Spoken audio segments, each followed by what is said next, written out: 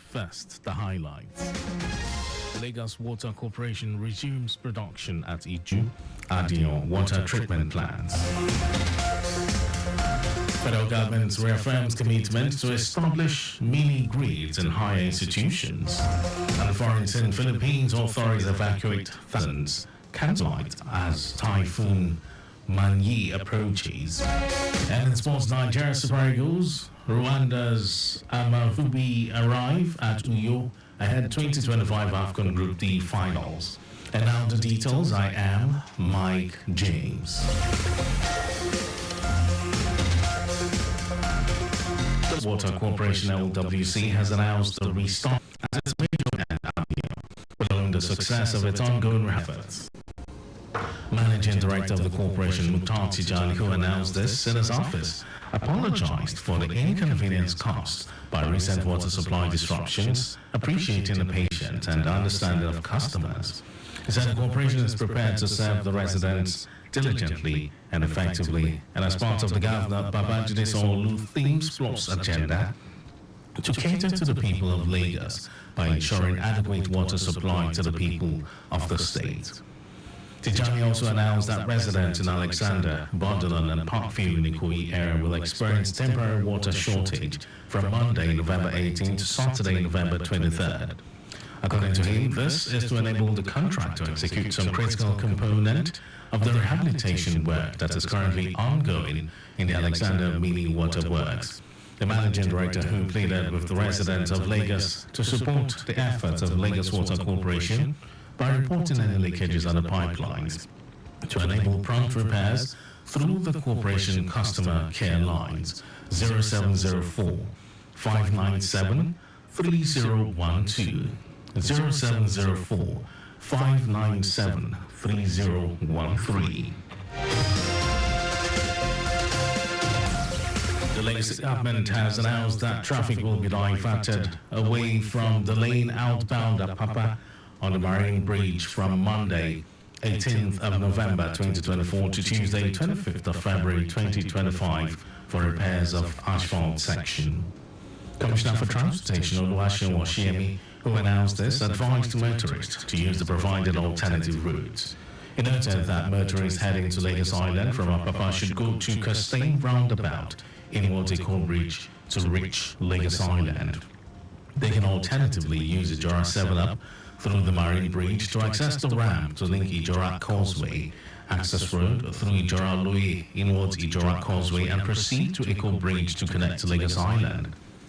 Motorists heading to Ijora Causeway, Ido from Apapa can utilize Costain Roundabout to link Iko Bridge and access Ijora Causeway through Iko Bridge access ramp, after which they will make a U-turn to Ijora Causeway and reach Ido.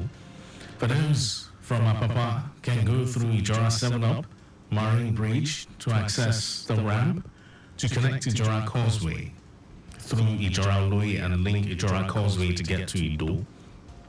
This diversion will only affect inwards Ijora Lokba, while there will be movement to Costain via CFAX.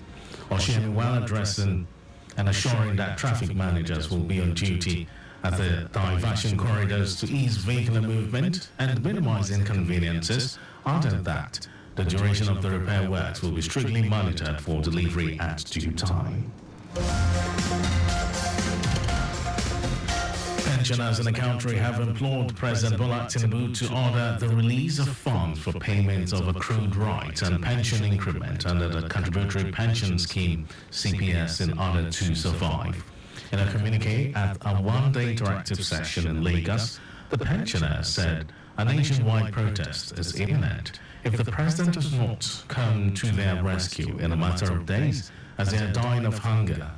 The pensioners said their predicament has been worsened over a refusal to release funds for payment of accrued rights as appropriated in the 2023 and 2024 budgets. They commended Governor Babajide Sanwo-Olu of Lagos State for improving the payment of accrued rights for CPS retirees in the state and urged him to actualize it before the end of the year. over to the rest of the stories. The federal government says it is committed to building mini-grids and some higher institutions across the country as part of efforts to reduce the cost of electricity consumption. Minister of Power Adebayo Adelabu stated this when he inspected the advanced solar microgrid project being built at the University of Abuja. Adelabu said the project will be inaugurated by President Bola Tinubu in December, stating that it is about 95% completed. The federal government, in collaboration with the International Fund for Agricultural Development, IFAD, has distributed farming inputs to 282 farmers in Nasarawa State in order to ensure food security in the state. National Program Coordinator of the FGN IFAD Value Chain Development Program, Fatima Ali, explained that the gesture is also aimed at ensuring that farmers across the benefiting local government areas get the necessary support to cultivate enough food for the increasing population in the areas. Also, the State Program Coordinator, FGN IFAD VCDP, Eunice Agizi, said the inputs include 1,128 bags of NPK fertilizer, 367 bags of urea fertilizer, 282 selective herbicides.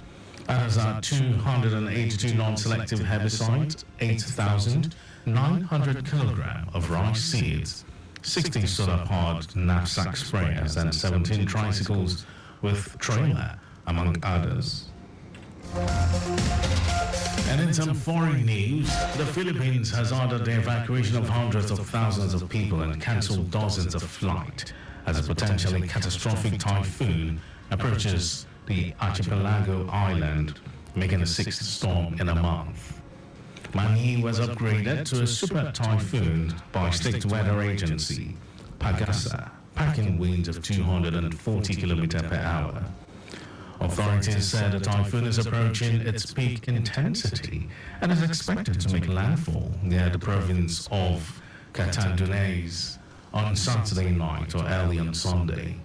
They warned of a potentially catastrophic and life-threatening situation for the central region of Bicol, where nearly 180,000 people have been evacuated.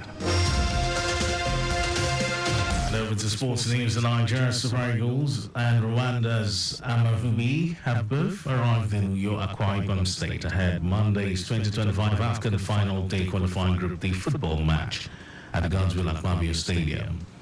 The Super Eagles, who forced Benin Republic to a draw in Abidjan on Thursday to seal the top spot in the group, landed at the Obong Victor Atta International Airport at 3:50 p.m. on Friday, while the Amavubi arrived 5 p.m. from Lagos after their initial Rwanda flight from Kigali. The Eagles will play a more relaxed game, having already qualified, unlike their target encounter against the Cheetahs.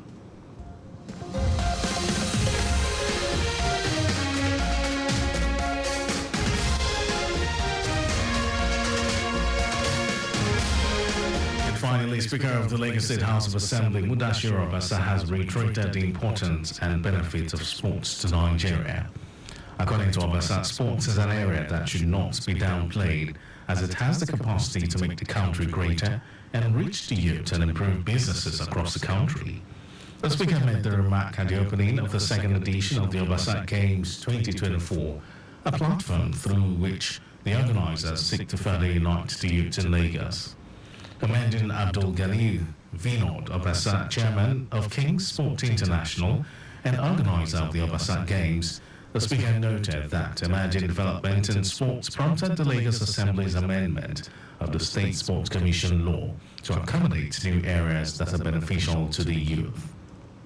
Obasa further stressed that sports can help combat crimes and increase youth engagement in activities that boost national growth and development.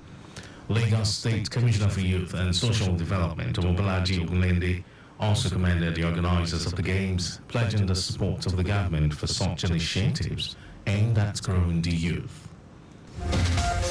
And that was our news at 12, but just before we go, ensure the registration mark on your vehicle is clear and visible at all times.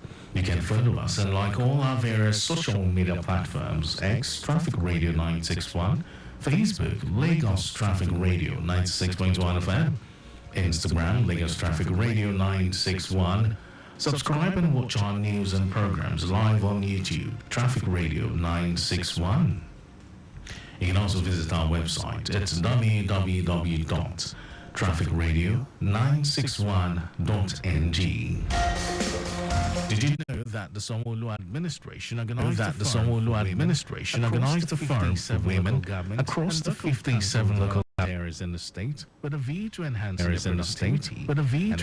their productivity and economic growth? Well, you can get more details on the Lagos State government website, and to end the news, here are the highlights of the major stories.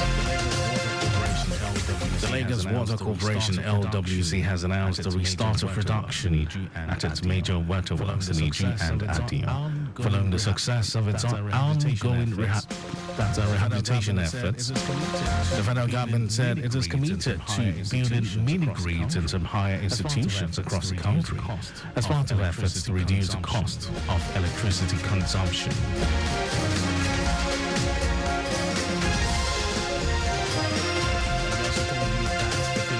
And we also told you that the Philippines has ordered the evacuation of hundreds of thousands of people and cancelled dozens of flights as a potentially catastrophic typhoon approaches the archipelago island, making the sixth storm in a month. And in sports, the Nigerian Super Eagles and Rwanda's Amavubi have both arrived in Uyo, Akwa Ibom State ahead Monday's 2025 AFCON Final Day qualifying Group D football match at the Godswill Akpabio Stadium. And for contacts with the newsroom, send a message to info@trafficradio961.ng. That ends the news broadcast. It was compiled by Ololade Moji. Thank you for listening. Lagos, beautiful afternoon to you. My name is Mike.